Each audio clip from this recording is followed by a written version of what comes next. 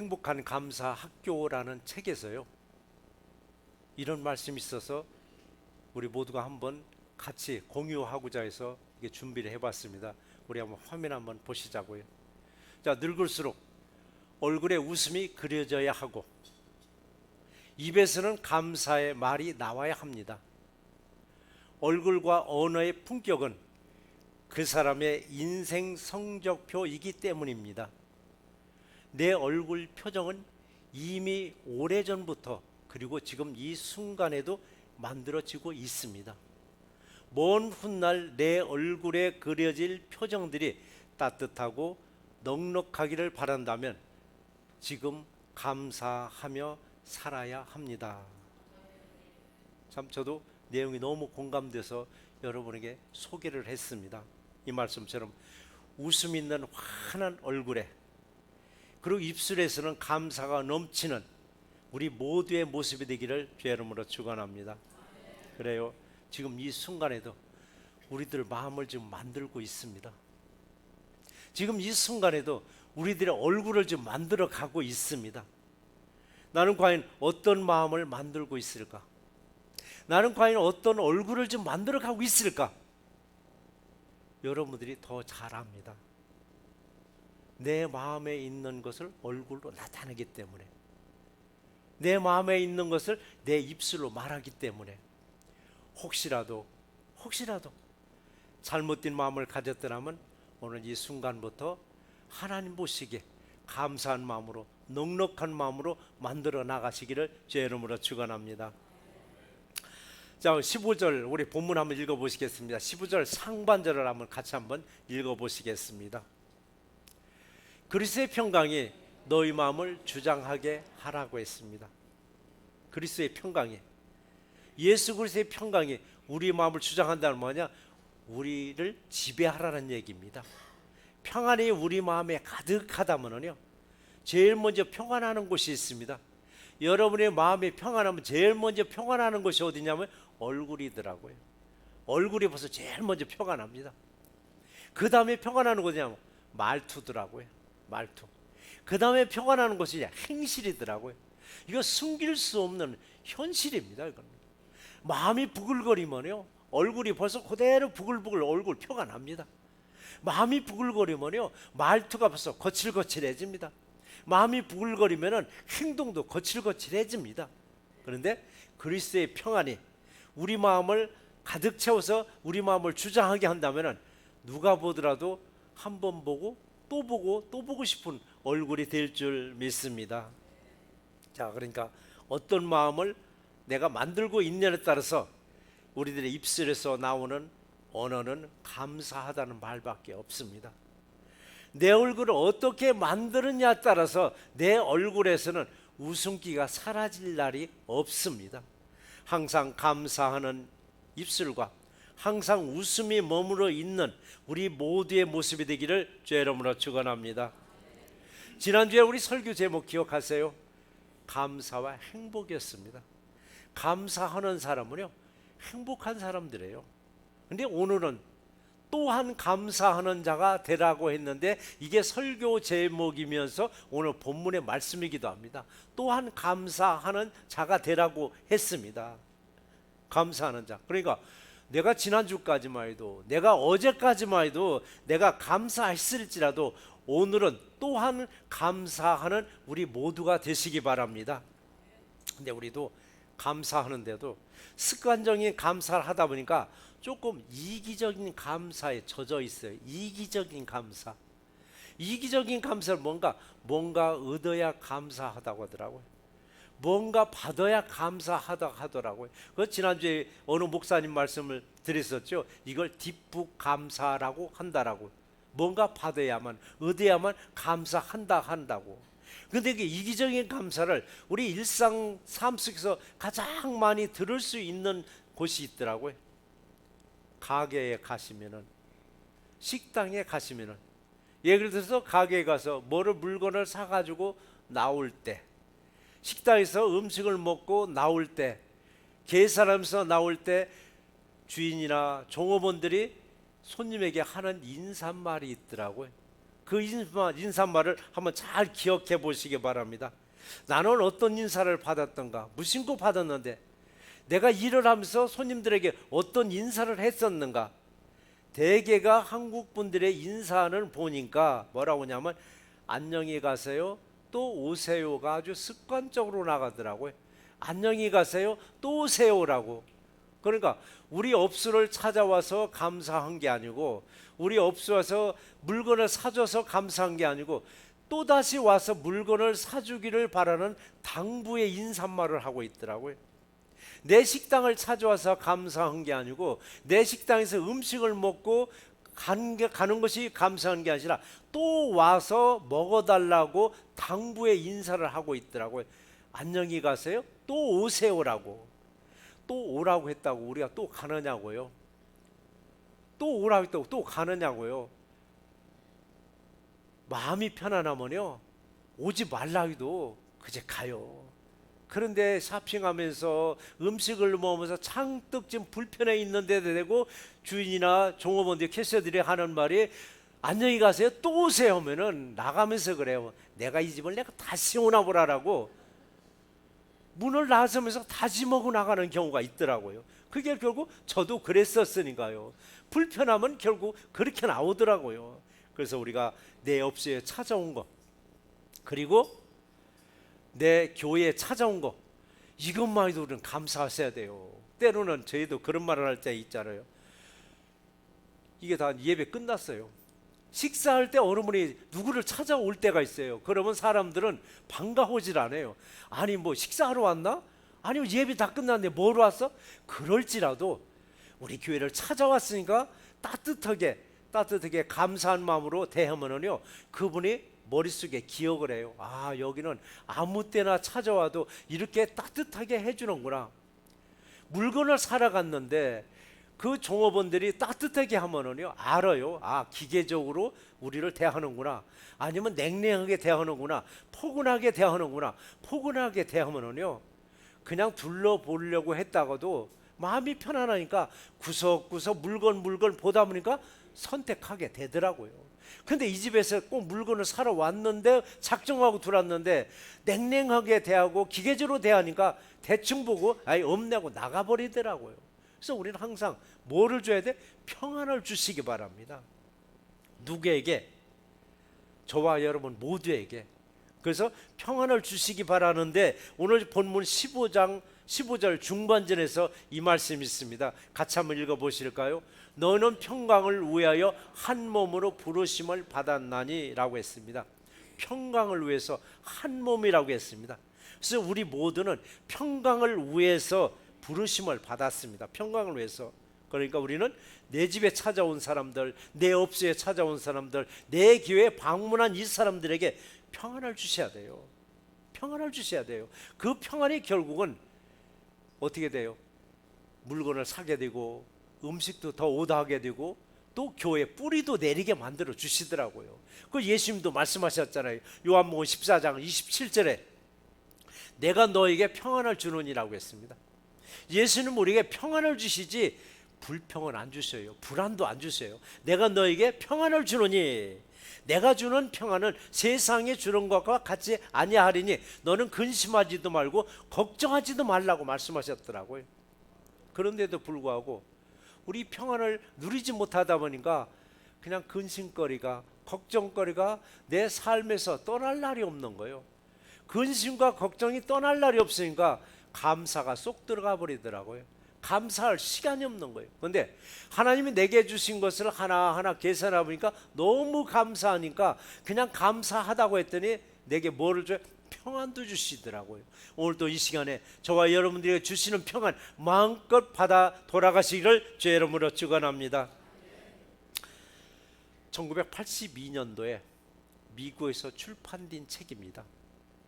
오늘날까지도 미국인들이 읽고 싶어하는 책 100권 중에 한 권이 그 책이에요. 근데 1982년도에 미국에서 출판됐는데 대한민국이 굉장히 늦었더라고요. 2005년도, 그러니까 한 23년 후에서야 이 책이 출간돼 가지고 대한민국에서도 굉장히 많은 책을 팔았고, 또 2015년도에 개정판을 냈더라고요. 이게 무슨 책이냐면요, 살며 사랑하며 배우며, 살며 사랑하며 배우며라는 책 제목인데, 저자는요 남미에서 이민 온 이민자의 가정에서 성장한 대학 교수가 썼습니다. 내용도 참 좋지만은 저는 제목이 너무 아름다워서 오늘 제가 소개를 했습니다. 혹시라도 이 책 아마 절판됐을지도 몰라요. 2015년도에 개정판이 나왔으니까. 살며 사랑하며 배우며. 삶도 우리는 배워야 되더라고요. 그리고 사랑 배워야 되더라고요. 사랑. 우리 사랑 정말 배워야 돼요. 근데 우리 한국 분들은 사랑을 안 배우려고 하더라고요. 사랑을 왜 배워야 되느냐면요, 나에 맞게끔 사랑을 배우라는 얘기예요. 나에 맞게끔. 무슨 말씀이냐면요, 연애 시절 때 배운 이 사랑법을 아버지 엄마가 돼서도 할아버지 할머니가 돼서도 그걸 그대로 쓰려고 하더라고요. 그러니까 부딪히는 거예요. 평생 살았으면은 얼마나 부부간에 서로 더 잘 알겠느냐고요. 근데 평생 살면 살수록 서로가 모르겠다고 얘기하더라고요. 내 저 영감 속을 모르겠다고, 저 할망구 속을 모르겠다고. 아니 평생 사는데 왜 그럴까 했더니, 저는 여기서 배운 게 뭐냐면, 아, 사랑도 나이에 맞게끔 배워야 되는구나. 중년의 사랑은 중년의 사랑을 배워서 서로 접목을 해야 되고, 노년의 사랑은 노년의 사랑을 배워서 서로 접목을 해야 되는데, 젊었을 때 그 사랑을 가지고 끝까지 울겨 먹다 보니까 계속 부딪히더라고요. 계속 부딪히는 거예요. 그래서 살면서 사랑하면서 배우며, 특히 사랑은 나에 맞게끔 계속 배워서 노년에 이르기까지 알콩달콩 행복하게 살아가는 우리 모두가 되시기를 주의 이름으로 축원합니다. 저도 여기서 지금 자유롭지 못한 사람 중에 하나요. 젊었을 때 연애 방법을 지금도 써먹으려고 하니까, 당신은 지금 때가 어느 때인데 그런 말을 하느냐고 저한테 핀잔을 때 듣고 보면, 아 그렇네 하면서도 이게 안 뜯어고치는데, 우리 대한민국 어르신들은 배워야 되겠더라고요. 젊었을 때는 얼마나 또 아버지들이 권위주의냐고요. 권위주의적인 그 사랑법을 지금에 와서도 쓰니까 황혼 이혼율이 높아지는 이유를 제가 알겠더라고요. 왜 황혼 이율이 높아지는가 했더니, 젊었을 때 사랑을 끝까지 울겨 먹으니까 그래요. 여러분, 살면서 사랑하면서 정말 나에 맞게끔 사랑도 배우셔서 노년에 이르기까지 항상 행복한 우리 모두가 되시기를 주의 이름으로 축원합니다. 그래서 우리는 이 땅 살아가면서 인생 정말 배워야 됩니다.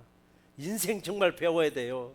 어느 분은 그래요. 아니 뭐 내가 다 배웠는데 뭘 더 배울 게 있느냐라고 할지라도 배워야 되겠더라고요. 우리 연세 드신 분들은 젊은이들의 삶도 배우셔야 됩니다. 젊은이들은 연세 드신 연장들의 삶도 배워야 돼요. 배우는 게 뭐냐? 서로 공감대를 알게 돼요.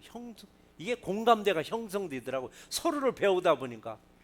근데 뭐 나는 니들 때 이렇게 했어 하고 지금 현대인들의 젊은이들을 이해해 주지 못하면 결국 뭐냐? 불통이 되더라고요. 불통이 되다 보니까 속된 말로 무슨 말을 하느냐면, 어디 강단에서 꼰대는 말을 썼다가 저 한참 혼나는 목사도 있더라고요. 꼰대다 노털이다 이 소리를 하더라고요. 결국 우리가 서로가 안 배워서 그러더라고요. 그래서 우리는 이 땅 살아가는 동안에 끊임없이 배워서, 배우다 보니까 마음에 지식이 쌓이더라고요. 마음에 쌓인 대로 내 입술로 말을 하더라고요. 말을 하는 게 뭐냐 했더니, 이 말이 여러분의 인격이에요. 언어가 여러분 인격이에요. 말을 하다 보니까 내가 행실을 이어나가는데, 행실이 우리의 인격이더라고요. 행실이 인격. 그래서 내 언어와 내 행실이 내 인격임을 여러분 꼭 아시고, 내 인격이 과연 우리 가정에서는 가족들에게 존경받는 인격인가? 인격자인가? 아니면 나와 알고 있는 모든 사람들에게 과연 존경받는 바로 인격자인가? 우리 스스로가 자기 자신을 한번 생각해 보셔야만 합니다. 어느 분은 그래요. 정말 많은 것을 배웠습니다. 많은 것을 알아요. 사람들이 아무개 그분 백과사전이야. 또 그분에게는 또 많은 물질도 참 많아요. 또 그분에게는 명예도 권력도 다 많이 가지고 있어요. 그런데 그분에게는 감사가 있더라고요. 감사하는 사람에게는 참 겸손해요. 참 겸손하다 보니까 사람들이 정말 그렇게 많은 것을 가졌는데도 참 저렇게 겸손할 수 있을까? 겸손한 인격자라고 칭찬해 주더라고요. 근데 이분은 많이 가지고서도 겸손하니까 겸손하다 그러는데, 세상에는요 쥐뿔도 없는데 굉장히 또 겸손치 못하고 교만한 사람도 있어요. 그래서 왜 가진 것도 없는데 왜 이렇게 교만한가 했더니, 자존심 때문에 없어도 있는 채 하다 보니까 목에 힘이 가가지고 사람들이 저분은 왜 이렇게 교만한지 모르겠어. 가진 게 있어서 교만하면 이해를 해주는데 가진 것도 없는데 왜 저렇게 교만한지 모르겠다고 하다 보니까 교만한 인격자로 사람들은 평가를 해버리더라고요. 자, 누구나 감사가 넘치는 사람에게는 참 겸손합니다. 겸손하다 보니까 겸손한 인격자라고 사람들이 칭찬합니다. 겸손한 인격자가 되시기 위해서는 또한 감사하는 우리 모두가 되시기를 주의 이름으로 축원합니다. 그래요. 감사는 반드시 행복으로 연결됩니다. 감사는 반드시 행복으로 연결돼요. 그러나 불평은 그대로 불행으로 연결되게 되어 있습니다. 행복과 불행과의 차이는 얼마나 넓을까? 행복과 불행과의 차이, 지금은 그런 용어를 안 쓰는데 저도 그 용어를 기억해요. 한 끗 차이 난다라고. 한 끗. 그거 어디서 많이 썼어요? 한 끗. 많이 얘기하신 분들은 아실 거예요. 꼭 한 끗 차이라고. 행복과 불행은요 딱 한 끗 차이요. 엄청나게 차이 나는 게 아니에요. 자, 행복한 사람은요 벌써 모든 일에, 작은 일에 감사할 줄 알더라고요. 참 감사할 줄 알아요. 내가 숨 쉬고 있음에 감사할 줄 알고, 내가 말하고 있음에 감사할 줄 알고, 내가 움직일 수 있음에 감사할 줄 아는 사람들이더라고요. 내가 생존해 있음에 감사하는 사람들이에요. 근데 이런 걸 가지고 그게 뭐가 감사하냐 이게요. 누구나 다 살아있고 누구나 다 숨쉬고 누구나 다 말하는데 이게 뭐 감사하냐고요? 근데 우리 주변을 한번 돌아보세요. 마음 놓고 숨을 못 쉬는 분이 얼마나 많은지, 마음 놓고 말 못하는 사람들이 얼마나 많은지, 사지가 불편한 사람들이 얼마나 많은지, 이걸 생각하면은요 여러분이 지금 이 자리에 있다는 이 자체가 여러분 감사하셔야 돼요. 이 감사가 결국은 행복으로 연결되어질 줄 믿습니다. 근데 감사를 하는데 감사 중에서도 위험한 감사가 하나 있더라고요. 꼭 감사하면서 비교하는 감사가 있더라고요. 비교를 하는데도 사람과의 관계를 꼭 비교하더라고요. 나보다 조금 어려운 사람들하고 비교하면 아이고 하나님 감사합니다 하고 나도 모르게 감사가 나오는데, 꼭 내가 따라가지도 못할 사람들을 비교하고 나다 보니까 뭐가 돼? 불평이 나오더라고요. 내가 제일 불행한 사람 같다고 생각하는 거예요. 누군가가 비교할 때 열등의식에 빠집니다. 왜 나만 이렇게 살지? 왜 나만 이렇게 불행한 삶이지? 아무개는 몇 해 전만 하더라도 나보다도 한참 밑바닥이 있었는데 어느 순간에 왜 나보다 저렇게 복을 받아서 나보다 훨씬 앞서 나가지 하면서, 어째서 저 사람에게 복을 주고 나에겐 복을 안 주지 하면서 열등의식을 갖게 되는 순간 내 삶이 메마르집니다. 내 삶에 의욕이 없습니다. 새로운 일에 도전도 못합니다. 왜 도전을 못하는가? 두려우니까. 망할까봐, 실패할까봐.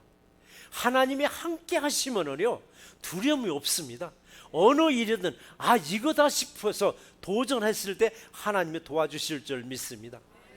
그런데 늘 열등의식이 빠지다 보면요 자신감이 없으니까 일을 벌리질 못합니다. 평생 돌다리 두드려 보고 있습니다. 돌다리 평생 두드려도 돌다리 건너가지를 못하는 것과 똑같은 거예요. 자, 우리는 이렇게 두려워할 때 우리에게 주시는 말씀이 있더라고요. 오늘 본문 16절 상반절을 같이 한번 읽어보시겠습니다. 그리스도의 말씀이 너희 속에 풍성히 거하여 라고 했습니다. 너희 속에 하나님의 말씀이, 예수 그리스도의 말씀이 풍성히 거한다는 건 뭐냐? 내 안에 살고 있더란 얘기입니다. 내 안에. 바로 그리스도의 말씀은 성경에 있는 하나님의 말씀이죠. 하나님 말씀이 저와 여러분들 안에 풍성하게 살아있게 하라. 풍성하게 살아있을 때 저와 여러분들의 삶을 매일매일 풍성함을 누리며 살아갈 줄 믿습니다. 풍성한 매일매일이 되시기 위해서는 제일 먼저 아침에 눈을 뜨자마자, 다 아시잖아요. 눈을 뜨자마자 덮어놨던 성경책 펼쳐놓고 어제 읽다 마는 거 계속 연장해서 읽다가 마음에 와닿는 말씀 있으면 표시해놓고 또 읽고 기도해보고 왜 이 말씀을 오늘 내게 주셨는가, 그 의미를 찾고자 할 때 마음이 풍성해집니다. 그리고 그 의미를 알았을 때 이거구나. 소위 말해서 사람들 득도했다는 말 쓰죠. 이거 말씀 한마디, 이거 내게 이르서 줬구나. 이거 하나 깨달았을 때요, 세상 다 얻은 것 같습니다. 세상 다 얻은 것 같았을 때 여러분의 입술에서는 뭐가 나와요? 감사가 절로 나가고 여러분의 얼굴에서는 웃음이 싱글벙글 나갈 줄 믿습니다. 항상 풍요로운 매일매일이 되시기를 제 이름으로 축원합니다. 그래서요, 오늘 서두에 말씀드린 것처럼 연세가 드실수록 얼굴에 웃음이 그려져 있어야 합니다. 입에서는 감사의 말이 계속 나와야 합니다. 근데 이게 마음대로 되느냐고요.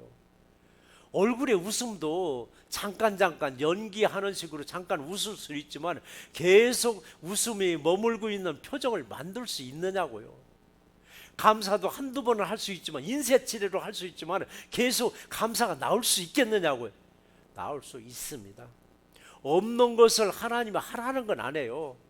할 수 없는 것을 하나님이 하라는 게 아니라 할 수 있는 것을 하라는 건데, 뭐를 가득하게? 말씀이 너희 속에 풍성하게 거하기만 하면은 너희 얼굴에서는 웃음이 머물 것이요, 너희 입술에서는 감사가 터져 나갈 것을 우리가 지금 가르쳐주고 있음을 믿으시고 항상 그 말씀을 풍요롭게 받아 누리시는 우리 모두가 되시기를 제 이름으로 축원합니다. 말씀이 우리 안에 풍성하실 때는요, 우리에게 뭐를 주실까? 주시는 게 있는데, 주시는 말씀이 16장 중반절 같이 한번 읽어보실까요? 모든 지혜로 피차 가르치며 권면하고 시와 찬송과 신령한 노래를 부리며 라고 했습니다. 자, 여기서 보니까 모든 지혜라고 했습니다. 모든 지혜는 내가 살면서 얻어진 어떤 노하우의 그런 지혜가 아닙니다.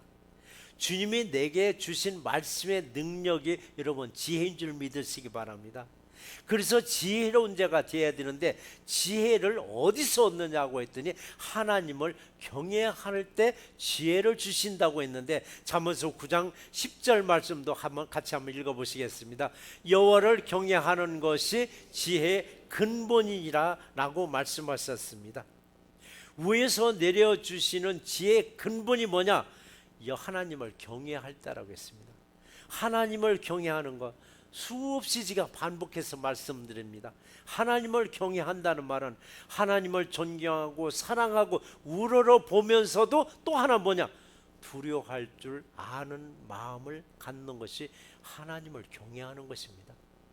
우리가 하나님을 경외하는 거 다 잘합니다. 하나님 사랑도 하고 하나님 존경도 하고 하나님 우러러를 보는데 딱 하나를 빼먹는 거예요. 두려울 줄을 모르더라고요. 하나님을 두려울 줄 모르면요, 하나님이 주신 명령 우습게 알아, 하나님 주신 계명 우습게 알아버립니다.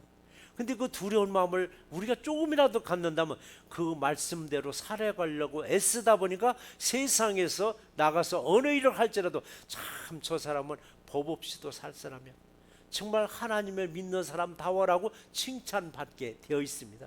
바로 우리 하나님을 경외할 때 우리에게 뭐를 주시는가? 지혜를 주신다고 약속하셨습니다. 항상 지혜를 받아 누리시는 우리 모두가 되시기 바랍니다. 그래서 또 이런 말씀도 하더라고요. 잠언서 12장 5절 15절 말씀에 같이 읽겠습니다. 미련한 자는 자기 행위를 바른 줄로 여기나 지혜로운 자는 권고를 듣느니라 라고 했습니다. 누군가가 권면해 줬습니다. 누군가가 나에게 권면해 줬습니다. 그걸 어느 사람은 아이고 감사합니다, 내가 미처 못 알았던 걸 일러줘서 감사합니다라고 하는 사람이 지혜로운 사람이라고 했습니다.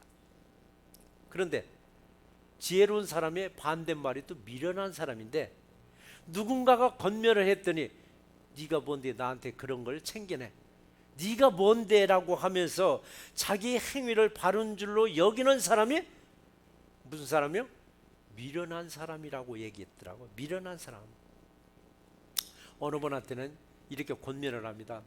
지금 당신이 가는 길이 잘못된 가는 길이니까 요 길로 한번 바꿔서 가보라라고. 요 길로 바꿔서 가보라 하면은 어느 사람은 핑계를 대요. 아, 그 길은 이래서 못 가고 저래서 못 가고. 안 가는 게 아니라 아무도 없을 때 슬그머니 그 길로 가고 있더라고요. 처음부터 권면해주고 권유해줬을 때 아, 그런 길도 있었네요 라고서 그걸 동의해주면 얼마나 좋으냐고. 아니라고 부득부득 우기다가 가다가 아, 그래 그 길도 가볼까, 가보니까 쉽고 빠른 길이에요. 그래서 누군가가 권면해줄 때 그것도 감사로 받아주는 것이 지혜로운 사람이고, 네가 뭔데 나한테 그런 거 일러줘 라고 받아들이지 않는 사람이 누구냐? 성경은 미련한 사람이라고 말씀을 하셨더라고요. 미련한 사람이라고. 그래서 어느 분은 그런 말에 잘 받아들이지만 어느 분은 그런 말을 전혀 수용하지 못하는 사람도 있더라고요. 전혀 수용하지 못하는 사람들을 다시 한번 또 한번 읽어보실까요? 잠언서 15장 16절 말씀을, 미련한 자는 당장 분노를 나타내거니와 슬기로운 자는 수욕을 참느니라 라고 했습니다. 이건 금방 자기 자신을 알 수 있어요. 나는 지혜로운 사람인가? 아니면은 미련한 사람인가? 자기 자신이 제일 잘 알아요. 누군가가 기분 나쁜 소리 했다 하면은 파르르 하는 사람 있어요, 없어요? 파르르 해가면서 뚜껑 열리는 분들. 근데 성경에서는 그 사람들 누구라고요? 미련한 사람이라 있더라고요. 그럼 어느 사람은 웬만한 말, 약간 모욕적인 말을 하는데도 잘 넘기는 사람이 있어요. 근데 그 사람이 그럼 뭐 간이 없어서 그런가? 쓸개가 없어서 그런가? 아니에요. 그 사람에게도 간도 있고 쓸개도 다 있어요. 그런데 왜 그 모욕적인 말을 어떻게 잘 견뎌내는가 했더니 감사로 훈련된 지혜로운 사람이더라고요. 감사로 훈련된 지혜로운 사람, 감사하는 사람인 거예요. 그래서 우리는 무슨 말을 어떻게 들을 것인가, 속히 들을 게 있고 더디 들을 게 있더라고요. 이게 야고보서 1장 19절의 말씀을 한번 읽어보실까요? 사람마다 듣기는 속히 하고 말하기는 더디하며 성내기도 더디하라 라고 했습니다. 우린 이렇게 살고 계세요? 아마 반대로 살고 있을지도 몰라요. 듣는 거는 딱 스탑. 내가 얘기할게. 나는 속사포처럼 얘기하고 안 듣는 경우가 있고, 그리고 화는 벌컥벌컥 낼 때가 있더라고요. 근데 이게 뭐냐면 미련한 자라고 있더라고요. 당장 분노를 나타내는 사람은 미련한 사람이요, 슬기로운 사람은 수욕도 참, 모욕도 참는이라고 했더라고요. 결국 감사로 어떻게 훈련되었냐에 따라서 듣고서도 늦게 반응을 나타내는 사람이 있습니다. 늦게 반응을, 한 발 늦게 반응하심으로 감사함으로 어떤 일이든 인내하시고 승리하시기를 주의 이름으로 축원합니다. 오늘 마지막 절 17절을 같이 한번 또 읽어보시겠습니다. 또 무엇을 하든지 말에나 일에나 다 주 예수의 이름으로 하고 그를 힘입어 하나님 아버지께 감사하라라고 했습니다. 무엇을 하든지라고 했습니다. 말을 할 때든 일을 할 때든 주 예수의 이름으로 하실 때 우리에게 뭐를 줘? 말에도 지혜를 주셔서 정말 실수하지 않게끔 해주시고, 어느 일을 할 때도 예수의 이름으로 했더니 실수하지 않도록 승리하게 만들어 주십니다. 어떤 일을 할 때 보면, 세상에서 보면 주관하는 단체가 분명히 있습니다. 주관하는 사람이 있습니다. 그 일을 하다 보면 어느 단체 이름으로 일을 합니다. 어느 누구의 이름으로 일을 합니다. 그러나 우리 그리스도 안에서는 예수 그리스도의 이름으로 항상 말을 할 때든 일을 할 때는 하셔서 승리하시기를 주의 이름으로 축원합니다. 그 내가 입을 열어서 말을 할 때도, 또 내 손으로 발로 무슨 일을 할 때도 예수의 이름으로 하실 때 분명히 지혜를 주십니다. 이때 우리는 슬기로운 말을 할 수 있도록 우리에게 능력을 주시더라고요. 슬기로운 말은 어떻게 평의를 했느냐면 잠언서 25장 11절에서 이렇게 말씀하시더라고요. 경우에 합당한 말은 은쟁반 안에 담아놓은 금사과니라 라고 했더라고요. 그냥 쟁반 위에다가 금사과를 놔도 이게 얼마나 보기 좋으냐고요. 근데 은쟁반 위에다가 금사과를 올려놨어 이게 얼마나 이게 아름다우냐고요. 경우에 합당한 말 한마디가 바로 은쟁반 위에 담아놓은 금사과와 같다라고 말했습니다. 이것처럼 이 말 한마디의 중요성을 말하고 있습니다. 근데 우리가 말 한마디, 이 한마디를 우리가 조금만 참으면 되는데 그걸 참지 못하고 따발총으로 막 쏴댔을 때 그 따발총을 맞은 사람 가슴에는 수많은 총알이 박혀 있더라고요. 총알이 기관총으로 쏴대서 커다란 상처를 입혀놨는데도 불구하고 하는 말이 있더라고요. 나는 뒤끝이 없는 사람이야 라고. 아니 상대방한테 상처를 잔뜩 주고 나서 나는 뒤끝이 없는 사람이라고. 상대방은 그 상처를 받고 주저앉아서 신음을 하는데 나는 다 잊어버렸어 라고. 쉽게 말하고 쉽게 거둬들였을 때 사람들은 참 저 사람은 덮어놓고 말하는 사람이라고 해요. 덮어놓고 말하는 사람이라고. 상처 주고 나는 다 뒤끝이 없는 사람이야, 나는 다 잊어버렸다라고. 그래서 우리는 항상 감사하는 자가 되셨을 때, 욱하고 뭔가 치밀어 오를 때 예수를 생각하더라고요. 예수님은 죽기까지 하면서 내 모든 죄를 다 용서해 주시기도 했는데 라고 수만 번 들으시고 수만 번 내뱉었더니 뭐가 나와요? 감사의 언어가 나오고 감사하는 얼굴로 바뀌어버리더라고요. 한 주간 내내 또한 감사하는 입술이 뒤서서 은쟁반 위에 담아나온 금사과 같은 언어로, 금사과와 같은 얼굴로 모든 사람들에게 예수님이 주시는 은혜를 끼쳐주는 우리 모두가 되시기를 주의 이름으로 축원합니다. 오늘 말씀을 한번 정리해 보겠습니다. 매일같이 먼 훗날에 내 마음과 내 얼굴을 만들고 있습니다. 먼 훗날에 내 얼굴이 사실은 현재의 내 얼굴 모습이며, 먼 훗날에 내 마음이 사실은 현재의 내 마음입니다. 오늘도 나도 모르는 사이에 내 마음을 좀 만들어 가고 있습니다. 내 마음을 내가 만들지 말고 예수님이 만들어 주어야만 합니다. 오늘도 나도 모르는 사이에 내 얼굴을 만들어 가고 있습니다. 내 얼굴을 내가 만들지 말고 예수님이 만들어 주어야만 합니다. 어떻게 내 마음과 내 얼굴을 예수님이 만들게 할 수 있을까? 그리스도의 평강이 너희 마음을 주장하게 하라고 하셨습니다. 오늘도 감사한 마음으로 나를 만들어 갈 때 예수님이 나와 함께 하심으로 내 얼굴은 환하게 웃고 있습니다. 오늘도 감사한 마음으로 하나님을 찬양하세요. 이때 내 마음을 풍성하게 하십니다. 마음이 풍성하면 입술에서는 감사가 나옵니다. 마음이 풍성하면 내 얼굴은 활짝 웃고 있습니다.